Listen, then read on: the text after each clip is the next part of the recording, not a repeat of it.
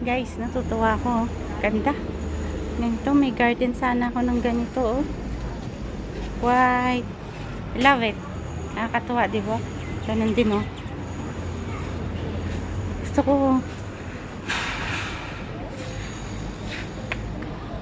Ito ang mga nakikita mo habang nagdidilig ka.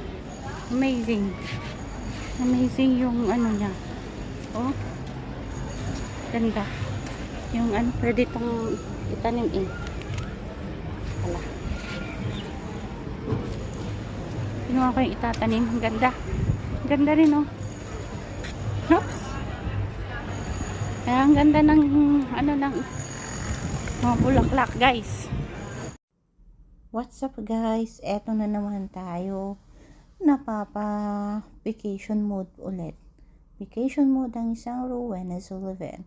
Pag tinitingnan ko itong mga nadadaanan ko, naalala ko ang Tagaytay.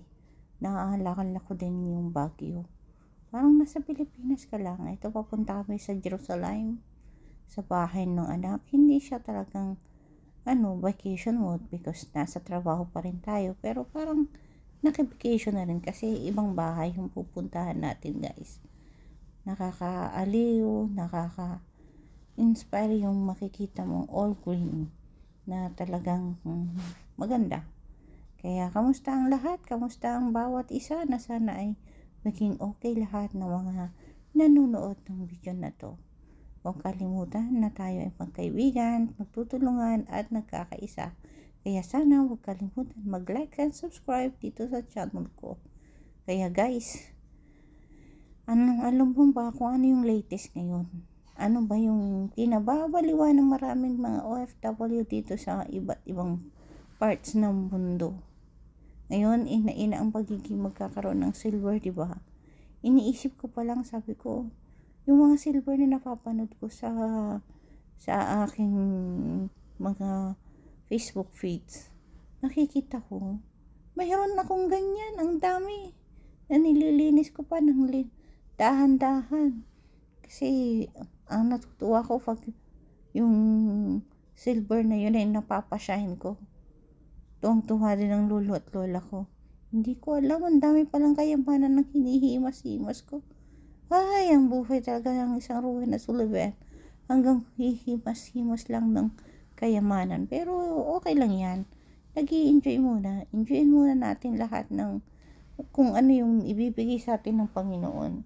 Kaya huwag mong kalimutan, ha, kabayan. Huwag kang matutukso.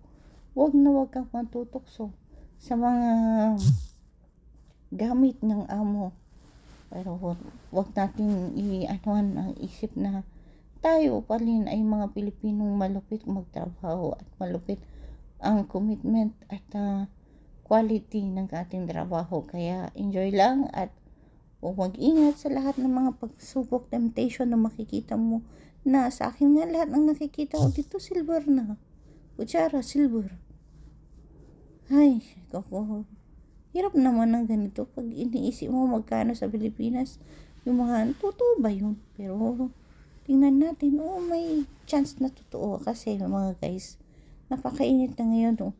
Yung solar, minsan ginagamit natin din ng silver doon para tumakbo at mas maging maayos. Kaya huwag kang mag-alala, mag-enjoy ka at gawin mo ang the best mo. Huwag ka rin matatakot at siguraduhin mo lang na nagagawa mo lahat ng gawain mo. Hanggang sa muli nating pagkikita, ikaw at ako ay magiging isa balang araw. Kaya laban at laban at laban lang. Huwag pasasaan lahat ng hirap natin, lahat ng pinagdadaanan natin mayroon ding katapusan. Kaya sa lahat ng mga LDR dyan, matatapos din yan. Napakahirap, no? Hindi talaga madali. Pero walang hindi madali. Kung porsigido kayong both side. Alam mo lang lahi. Basta masaya. Namimiss ko lang talaga yung buhay ko noon. Pero hindi na pwedeng balikan. Ngayon, gabayan mo na lang kami, Lord. Sa lahat-lahat. Hanggang sa muli nating pagkikita, ha?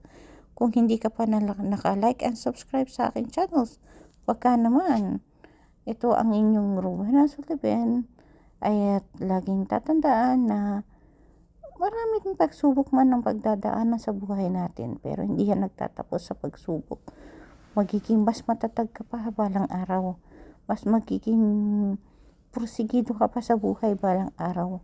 Kaya, enjoyin mo lang yan. Namnamin mo kung meron ka mga pinagdadaanan sa ngayon.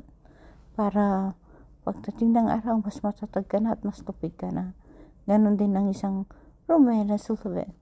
Hindi rin basta-basta. Kaya hanggang sa muli.